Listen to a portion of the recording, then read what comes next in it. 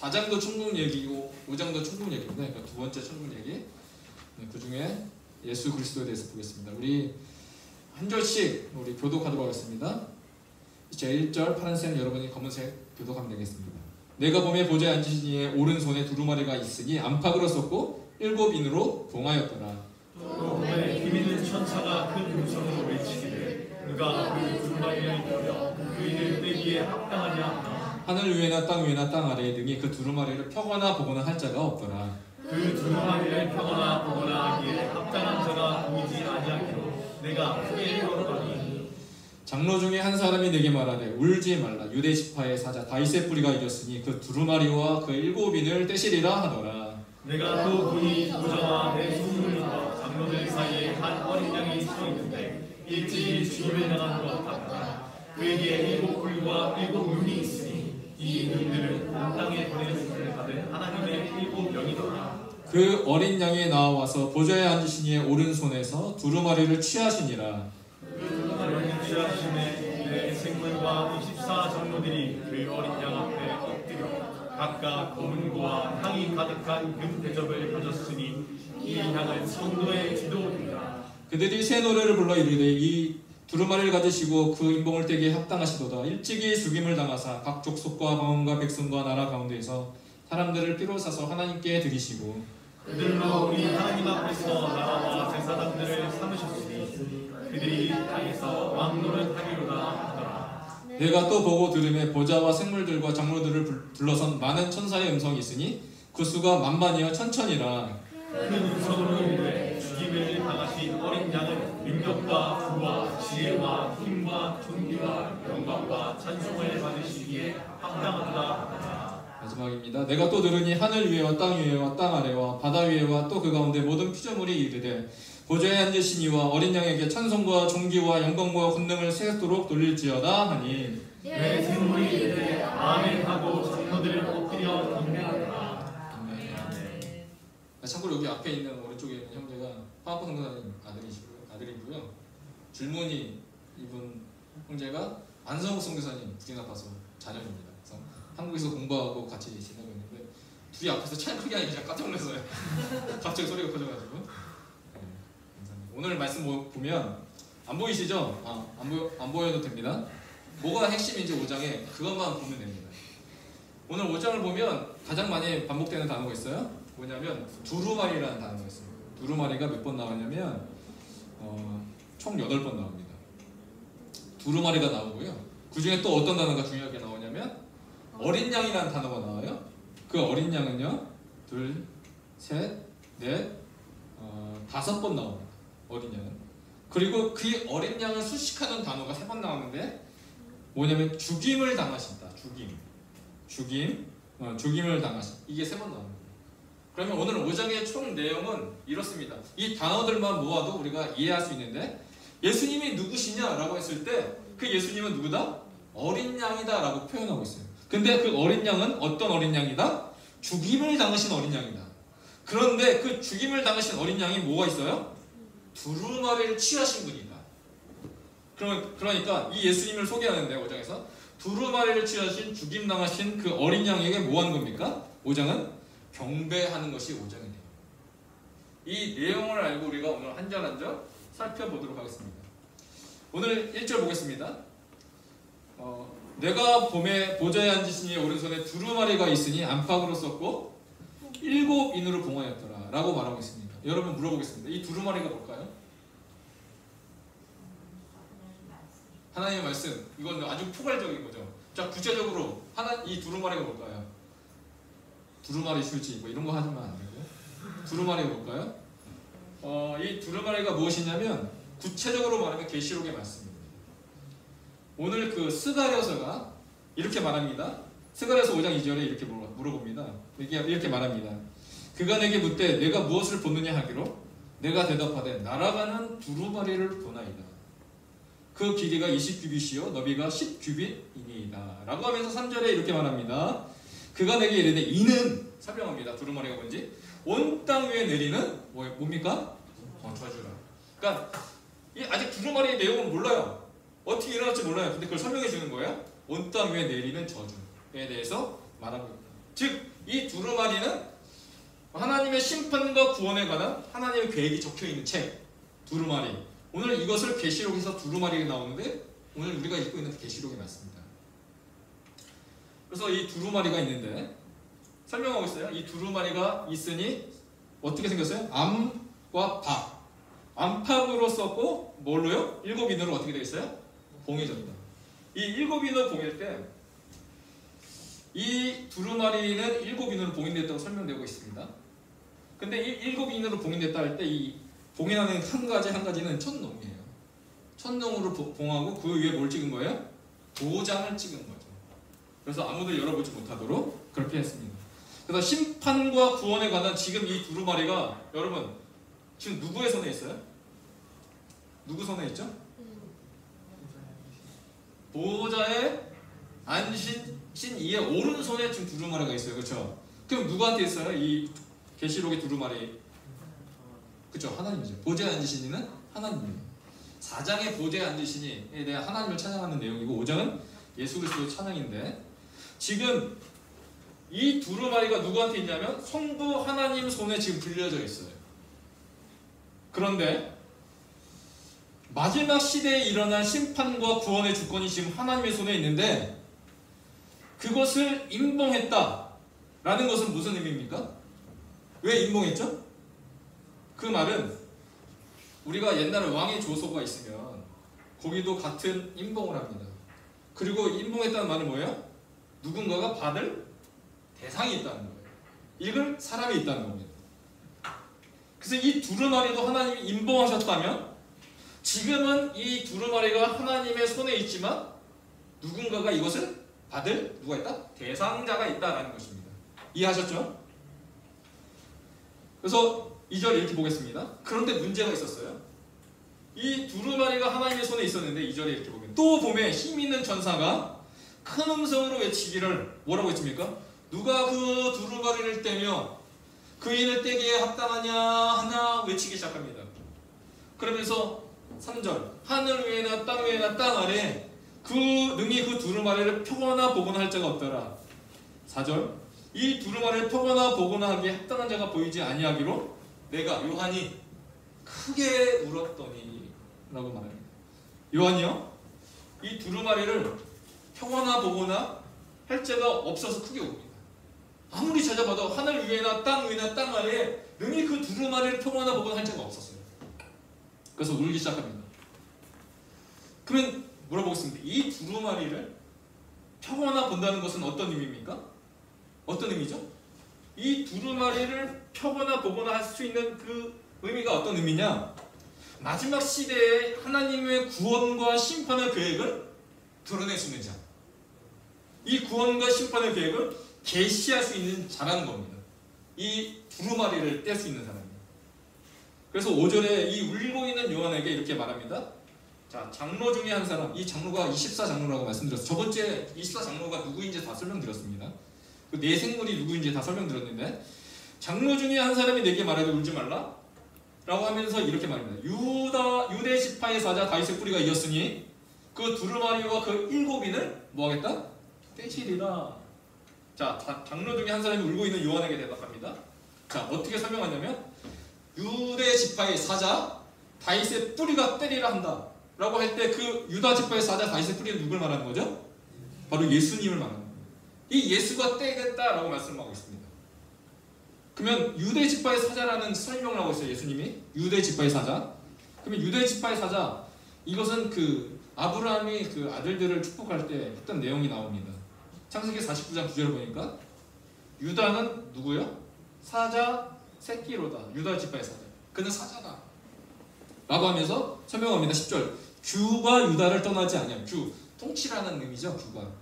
그러니까 유다 지파의 사자 왕을 말하는데 이 통치를 말합니다. 또한 규가 유다를 떠나지 아니하면 통치자의 지팡이가 그 발 사이에서 떠나지 아니하기를 누가 오시기까지요? 실로가 오시기까지 이르리니 라고 말하고 있습니다. 오늘 계시록 5장에서 유다 지파의 사자가 이겼다? 그런데 오늘 창세기 49장에 보니까 유대 지파의 사자가 누구다? 라고 말하고 있어요? 실로다 라고 말하고 있습니다. 실로가 오시기까지. 이거는 메시아 예수님을 말하는 겁니다. 그러니까 유다 지파에서 결국 누가 오는 거예요? 실로 메시아 예수님이 올 거다. 근데 그 예수님이 뭐 하겠다? 뭐 하신다? 그분이 이기신다라고 말하는 거예요. 자, 실로는요 무슨 뜻이냐면 화평을 가져오는 거예요. 실로 화평을 가져오는 자임이에요. 그래서 예수가 누구를 말하냐면 바로 평화의 왕이다. 이 실로가 평화를 말하기 때문에 평화의 왕이다. 이 평화의 왕이 뭐 했다? 이겼다라고 지금 선언하는 거예요. 이겼다. 그 이기신 분이 바로 평화의 왕이다. 그러니까 오늘 유대 지파의 사자 다윗의 뿌리가 이겼다라고 했을 때 그분이 평화의 왕임을 선언하고 있거든요. 그러면 이 평화는 언제 오느냐? 언제 와야 이 평화가요? 왕의 강력한 통치로 그 원수들을 제압할 때 뭐가 오는 거예요? 평화가 오는 거예요. 나는 평화주의자예요. 그래서 안 싸우고 가만히 있는 사람이 평화가 오는 것이 아니라 진정한 평화는 언제 와요? 악한 무리들 원수들을 제압할 때 평화가 오는 거예요. 제가 2020년도에 이 평화가 뭐냐에 대해서 설명한 적이 있는데 기억하실 분도 있어요? 평화 샬롬이잖아요. 이게 뭐예요? 샬롬, 히브리어잖아요. 샬롬. 네 단어로 되어 있어요. 신, 라메드, 바브, mem. 자, 빨리 설명드릴게요. 신, 이것은 W처럼 보이지만 이빨의 모양을 갖고 있어요. 그래서 무슨 뜻이나 파괴하다라는 뜻을 갖고 있어요. 그러니까 샬롬이라는 평화라는 단어가 평화인데 첫 번째 단어 파괴하다. 매치가 안 되잖아요. 반대적 의미를 갖고 있잖아요. 근데 신, 파괴하다. 라메드는 건의라는 뜻이에요. 라메드. 바브는 못이라는 뜻을 갖고 있는데 못이 나무와 나무 사이를 뭐예요? 연결하죠? 연결하다는 뜻이에요. 맴은 물이라는 뜻을 갖고 있는데 물은 파장이에요. 늘 혼동이에요. 혼돈. 그래서 이거는 사망과 죽음을 뜻하기도 합니다. 그러면 샬롬의 진정한 뜻이 뭐예요? 혼돈을 일으키는, 그렇죠? 혼돈을 일으키는 소리가 있잖아요. 혼돈을 일으키는, 즉 사망을 이끄는 그 혼돈을 연결시키는 그 권위, 악한 권위, 사단이 있다. 권위를 뭐 할 때요? 파괴할 때 뭐가 온다? 샬롬, 평화가 온다. 오늘 계시록 5장에서는 예수가 누구다? 유대 지파의 사자 다윗의 뿌리가 뭐했다? 이겼다. 그러니까 그분이 어떤 왕이다? 평화의 왕이다. 여러분의 평화의 왕이 된 줄 믿으시기 바랍니다. 네. 이겼다라고 선언하는데, 그런데 또 봅니다. 요한이 6절에 내가 또 보니 보좌와 내 생물과 장로들 사이에 한 어린 양이 서 있는데 그 모양이 모습이 어땠어요? 일찍이 죽임을 당한 것 같다. 그러니까 뭐예요? 손에 못 잡고 발에 못 잡고 그런 걸 본 거겠죠. 근데 그에게 7뿔과 7눈이 있으니 이 눈들은 온 땅에 보내심을 받은 하나님의 7 영이더라 라고 말하고 있습니다. 자, 여기서도요, 우리 예수 그리스도께서 어떠한 모습을 갖고 있었어요? 일찍이 죽임을 당한 것 같은 모습이었어요. 그런데 일찍이 죽임을 당한 것 같았는데 지금은 어떻다는 거죠? 지금은 죽었어요? 계속 살아있죠? 무슨 말입니까? 그러면 살아있다는 뜻은 뭐예요? 예수가 죽음의 권세에서 뭐 했어요? 이겼다. 두 번 강조해요. 유다 지파의 사자 다윗의 뿌리가 이겼고 일찍이 죽임을 당한 그 어린 양도 바로 죽음의 권세에서 이기신 분이다. 그래서 두 번의 이김을 강조하고 있습니다. 이 예수야말로 이기신 분이다 라는 것을 오늘 사도 요한의 눈을 통해서 보고 있습니다. 그러면서 7절 보니까 그 어린 양이 나와서 보좌에 앉으신 이의 오른손에서 뭐를요? 두루마리를 취하십니다. 자, 1절 보니까 그 보좌에 앉으신 이의 손에 뭐가 있었어요? 두루마리가 있었는데 7절에 보니까 그 어린 양이 나와서 그 어린 양은 이기신 분, 죽음과 사망의 권세를 이기신 그분, 그 어린 양이 보좌에 앉으신 이의 오른손에서 두루마리를 이제 뭐 하는 거예요? 취하신다. 이것이 오늘 5장의 가장 중요한 핵심 구조예요. 7절. 이 장면을 요한이 지금 천상에서 하나님 보여주고 있어요. 잘 봐. 굉장히 중요한 지금 시점의 변화에 오늘 하나님께서 사도 요한의 눈을 열어서 계시를 통해서 이 장면을 보여주는 겁니다. 오늘 보좌에 앉으신 이의 오른손에 이 두루마리가 있었어요. 보좌에 앉으신 이의 오른손에. 그런데 지금 어린 양이신 예수님께서 이 두루마리를 뭐 하는 거예요? 취하신다라고 말하고 있어요. 취하다. 이 헬라어로 람바노입니다. 람바노. 한번 따라해 봅시다. 람바노.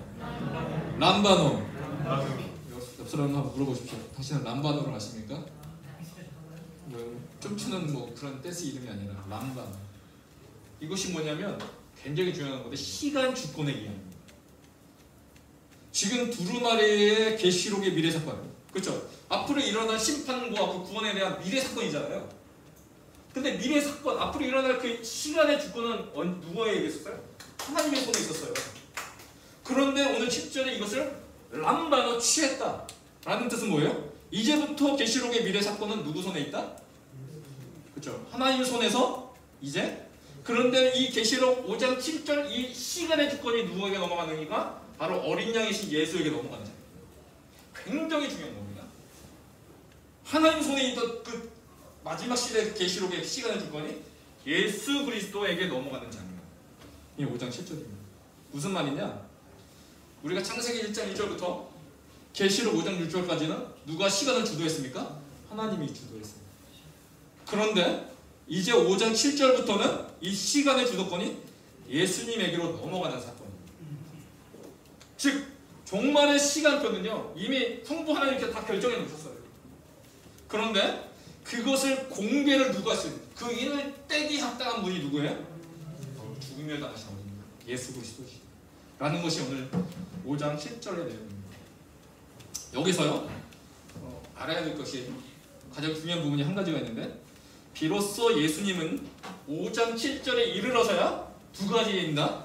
첫 번째는 시간의 주권과 공간의 우주적 주권이 모두가 이제 예수님에게 포함되기 시작했습니다. 이게 무슨 말이에요? 자, 예수님이 이 땅에 오셔서 두 가지를 받게 되는데, 이 두 가지를 받게 되는데 첫 번째는요, 예수님이 부활 이후에 하나님이 두 번째 이 공간의 주권을 하나님 우리 예수님에게 넘겨주십니다. 자, 부활의 첫 메시지가 제자들에게 선포한 내용이 뭐예요? 여러분 잘 아시죠? 마태복음 28장 18절에 보니까 이렇게 말합니다. 예수께서 나와 말씀하시되, 이 시제는 부활 이후잖아요. 예수께서 나와 이르시되 하늘과 땅의 모든 권세를 누가 해주셨다? 내게 주셨다. 우리 예수님이 이제서야 선포합니다. 하늘과 땅의 모든 권세를 내게 주셨다. 그러니까 하늘과 땅의 권세가 지금 예수님에게 넘어가는 자리가 마태복음 28장입니다. 공간의 주권. 그러니까 이제부터 모두가 누구의 이름으로 기도할 수 있는 거예요? 우리가 왜 예수의 이름으로 기도하죠? 우리 예수님이 선포했어요. 자, 잘 들어. 그래서 하늘과 땅의 모든 권세를 내게 주셨다. 그러니까 하나님의 이 모든 공간의 주권을 이제 예수님의 손에 있으니까 이제부터 우리가 뭐가 있어요? 예수의 이름으로 기도하면 뭐가 변한다? 하늘과 땅의 권세가. 할렐루야.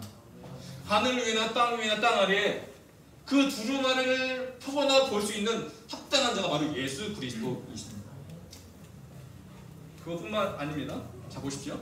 그러면 하늘과 땅의 모든 권세를 내게 주셨다. 이거는 공간의 주권 문제입니다. 그러니까 이 주권 문제가 우리 가운데 회복이 되고 해결이 되어야 그 다음 뭐가 일어날 수 있습니까? 뭐가 일어날 수 있죠? 사역의 문제가 해결이 있습니다.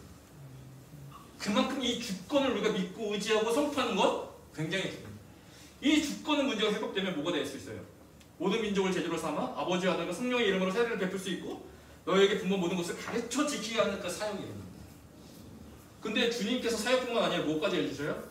볼지어다 내가 세상 끝날까지 너희와 항상 함께 있으리라. 때로는 그 주권 믿고 나아가 사역하지만 때로 넘어지고 힘들고 우리가 불평하고 불만을 가질 수도 있지만 내가 하나님이 뭐 하시는 거예요? 약속하는 거예요. 내가 끝까지 애프터 서비스 보증해 줄게. 하나님께서 오늘 주님께 이 공간의 주권을 허락해 주십니다. 즉, 두 가지입니다. 마태복음 28장을 통해서 하늘과 땅의 우주적 주권이 예수님에게 넘어간 자리고, 오늘 계시록 5장 10절이 이 마지막 때 일어난 시간의 주권의 그 권세가 능력이 예수님에게 넘어간 사건이 계시록 5장 7절입니다. 자, 보십시오. 왜 넘어가냐? 왜 제가 5장 10절에 시간의 주권이 넘어가냐 말할 때 마태복음 24장에 보면 예수님이 이렇게 말씀하십니다. 그러나 그날과 그때는 아무도 모르나니 하늘의 천사들도 아들도 모르고 오직 누구만 아신다? 아버지만 자기도 모른다고 했어요. 마지막 때의 시간에. 근데 오늘 5장 7절에서 이 두루마리를 취하시는 그 이후부터는 이제 예수님이 하시기 시작합니다. 그래서 이 계시록을 취하시니까 이제 다음 주에 보겠지만 계시록 6장 1절부터 뭐 어떤 일이 벌어집니까? 내가 봄에 어린 양의 7인 중에 하나를 이제부터 뭐 하시는 거예요? 떼실 수 있으시는 하나님의 권세가 생긴 겁니다. 취했기 때문에. 이제부터 이는 누가 떼십니까? 예수 그리스도가 떼십니다. 즉 공간의 주권과 시간의 주권이 어린 양 예수에게 넘어가자 이제부터 7절 이후로 8절에 어떻게 바뀌게 되죠? 이제 상황이 바뀝니다. 이제 이 두루마리를 취하시니까, 즉 공간의 주권과 시간의 주권이 우리 예수님께 넘어가니까 8절부터 뭐 하기 시작하는 겁니까? 찬양이 4장에는 하나님께 드렸는데 이제부터 누구에게도 드린다? 예수님에게도 찬양과 예배를 드리기 시작합니다. 8절. 그 두루마리를 취하시면 내 생물과 24장로들이 그 어린 양 앞에 엎드려 각각 검은 고와 향이 가득한 금 대접을 가졌으니 이 향은 성도의 기도들이라 하면서 그 두루마리를 취하신 이 앞에 경배와 찬양을 드리기 시작합니다. 그 전까지는 성부 하나님만 예배하고 섬겼는데 이제부터 누구도 경배하고 예배합니까? 예수 그리스도 죽임을 당하신 겁니다. 근데 여기에 두 가지 있어요. 금대접과 검은고. 이 검은고는요 헬라어로 보면 기타라고 보시면 되는데 이런 기타가 아니라 약간 동그란 이런 기타로 생각하면 됩니다. 기타와 그런 찬양을 뜻하죠. 자, 금대접. 이거는 기도를 뜻합니다. 근데 향이 가득한 금대접을 가졌으니 이 향은 성도의 기도들이고, 여러분이 하는 모든 기도가 그 대접에 딱 들어가서 누구에게 가는 거예요? 예수 그리스도. 그러니까 여러분의 기도는 하나도 땅에 떨어진다 안 떨어진다? 예수 그리스도예요. 이게 마지막 때 금대접 심판 때 이것을 여러분의 모든 기도를 이 땅 가운데 하나님이 다 응답하십니다. 8장 5절에 보니까 천사가 향로를 가지고, 이 향로가 뭐예요? 성도의 기도라고 했어요. 이 향은 성도의 기도라. 이 향로를 가지고 제단에 불을 담아다 마지막 때 불을 담아다 땅에 쏟음에 하나님이 응답하십니다. 이 땅에 하나님이 응답하십니다. 여러분의 모든 기도를. 그때 우레와 음성과 번개와 지진이 나게 된 것입니다. 기도의 응답으로 불을 담아서 땅에 쏟으시고. 그러니까 우리는 낙심하지 말고 뭐 해야 돼요? 기도해요. 그리고 어린 양 예수 앞에 찬양과 경배를 드려야 할 것입니다. 자, 9절 10절. 자, 그들이 새 노래를 불러 이르되 두루마리를 가지시고 그 인봉을 떼기에 합당하시도다. 일찍이 죽임을 당하사 각 족속과 방언과 백성과 나라 가운데서 사람들을 피로 사서 하나님께 드리시고 그들로 우리 하나님 앞에서 나라와 제사장들을 삼으셨으니 그들이 땅에서 뭐한다? 왕노릇 하리로다. 여러분 제가 물어볼게요. 왜 계시록 5장에서 예수님의 여러 모습 중에 예수님 왕일 수도 있고요, 예수님 목주일 수도 있고요, 여러 가지 모습이 있을 텐데 왜 계시록 5장에서는 이 예수님을 죽임당하신 어린 양이라고 했을까요? 왜 죽임당하신 어린 양으로 표현을 해야만 했을까요? 무슨 말입니까? 이 계시록이 언제 써졌죠? 도미티안 형제가 요한을 죽이려고 그 끓는 가마에 집어넣는데도 불구하고 살았잖아요. 그래서 그를 어디로 보내요? 반모섬에 보내요. 가장 핍박이 심했던 그 시절. 이렇게 말합니다. 너희가 박해 가운데 너희 형제 자매가 죽임을 당하잖아. 지금 사도들도 죽고 선지자들도 죽고 수많은 크리스찬이 지금 박해 가운데 죽는 상황이지만 그것은 패하는 것이 아니야. 패한 것이 아니라 뭐다? 이긴 것이다. 왜냐? 나도 죽임을 당했지만 뭐했다? 나는 이긴 자다. 너희가 지금 예수 때문에 패하고 쓰러지고 죽임을 당했지만 너 스스로 생각하지 말라는 거예요. 뭐예요? 나 패했다고 생각하지 마라. 죽임을 당하신 어린 양이 내가 이겼다.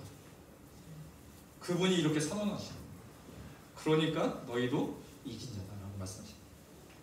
죽임을 당하셨는데 부활하셨습니다. 즉 그분이 시간과 공간의 주권자로 서 계시다라는 것입니다. 그래서요, 이 승리하신 어린 양 예수가 우리를 피로 사셨음을 선포하는 겁니다. 굉장히 중요한데 람바노 취하다라는 단어와 함께 너희가 승리했다라는 그 이유가 뭐예요? 내가 너를 피로 뭐 했다고요? 샀다. 아고라죠. 샀다. 속량이라는 뜻인데 이 아고라죠, 이 속량이라는 단어를 썼을 때 그 당시에 언제 쓴 단어냐면 노예 시장에서 노예를 사고 팔 때, 내가 샀을 때, 노예를 샀을 때 이때 아고라죠. 그러니까 이 노예를요 돈을 지불하고 사면 그때부터 이 노예는 누구 거예요? 돈을 지불한 자의 것이다. 그게 아고라죠. 샀다는 뜻입니다. 그런데 오늘 주님이 말합니다. 내가 사람들을 뭘로 샀어요? 피로 샀다. 그러면 우리 그다음부터 누구 것이 되는 거예요? 산자의 것이 되는 거죠. 유월절 어린 양이 되셔서 그 피를 흘리셔서 우리를 사셨다.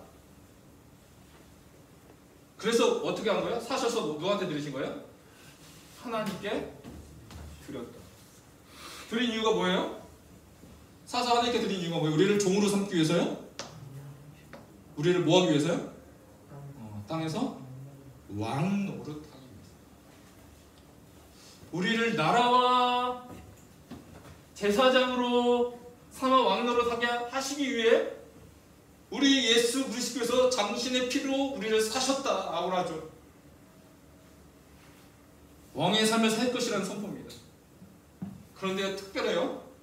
왕 노릇하면 그것이 뭐가 되어야 되는 거예요? 각 나라의 대표로 하나님께서 우리를 왕 노릇하게 하실 것이다 라는 것입니다.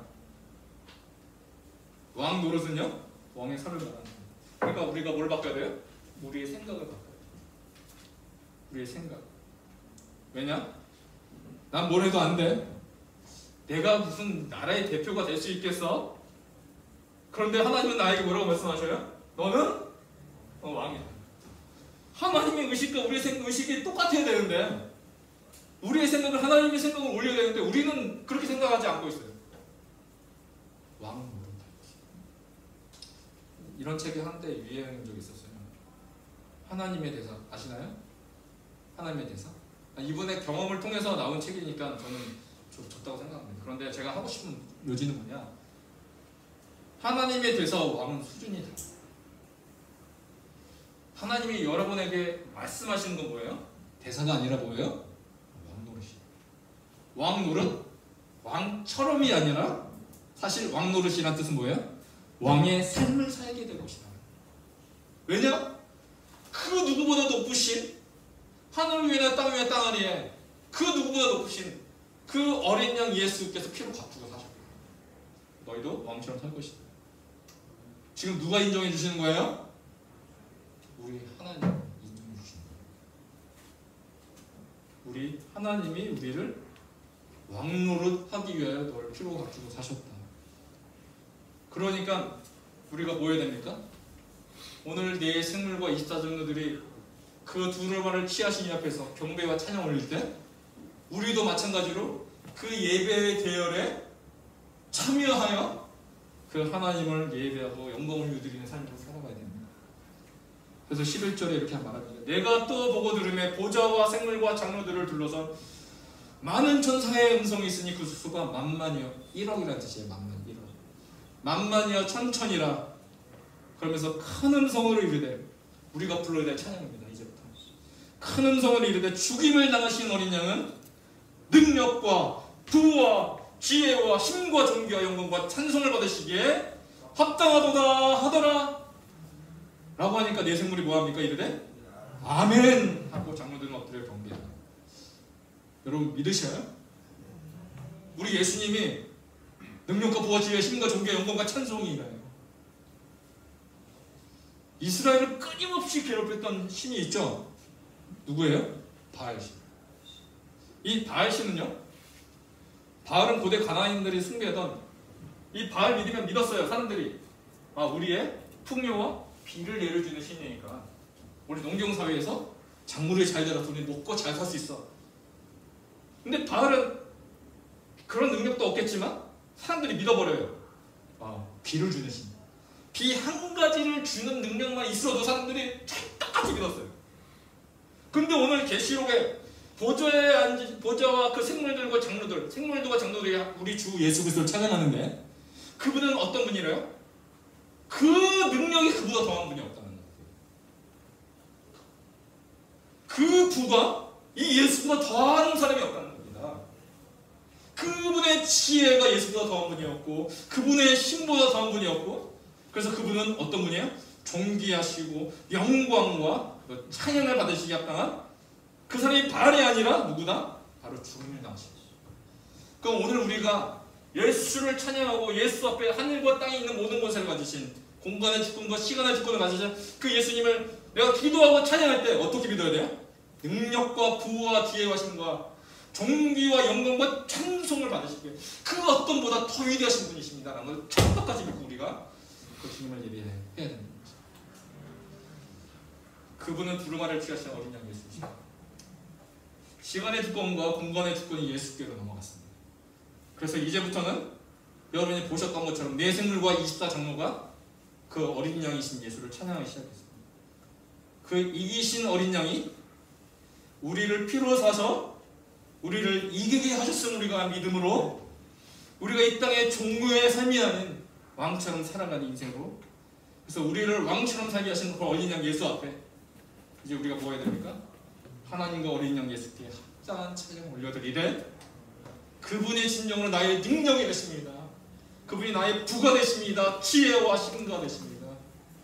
그분을 존귀와 영광과 찬송을 올려드립니다 라는 믿음의 신앙인으로 마지막 때에 살아가게 주의를 축복합니다. 기도하겠습니다. 하나님 아버지 감사합니다. 오직 예수 그리스도 죽임을 당하신 어린 양이 죽음의 권세에서 승리하시고 이기신 분이심을 고백합니다. 또한 우리를 또한 이기게 하셔서 피로 값주고 사신 그 예수 그리스도 이제부터 그 예수 앞에 우리가 예배하며 찬양하며 영광을 올려드리는 우리 모든 인생 되게 하여 주시옵소서. 감사드리며 이 모든 기도 예수님의 이름으로 기도합니다. 아멘. 우리 말씀 생각